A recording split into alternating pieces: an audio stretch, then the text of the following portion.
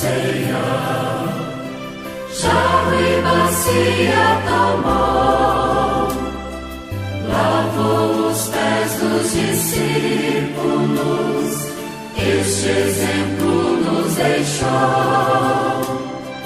Aos pés de Pedro inclinou-se, ó Mestre, não por quem és, não terás parte comigo, se não lavar os teus pés. Não terás parte comigo, se não lavar os teus pés.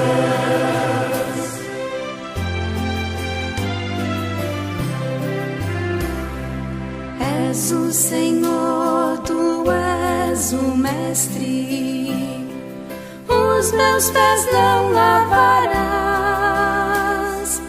O que ora faço não sabes, mas depois compreenderás. Se é o vosso Mestre, Senhor, vossos pés hoje lavei. Lavai os pés uns dos outros, eis a lição que vos dei.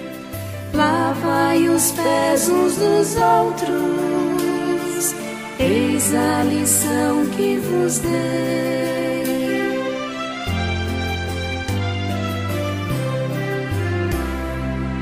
Eis como irão reconhecer-vos como discípulos meus, se vos amais uns aos outros, disse Jesus para os céus. Dou-vos novo mandamento, deixo partir nova lei, que vos ameis uns aos outros, assim como eu vos amei, que vos ameis uns aos outros, assim como eu vos amei.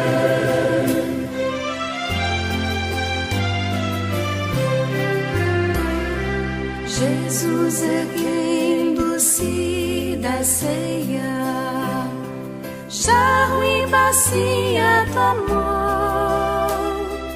lavou os pés dos discípulos, este exemplo nos deixou. Aos pés de Pedro inclinou-se, ó Mestre, não por quem és, não terás parte comigo, se não lavar os teus pés.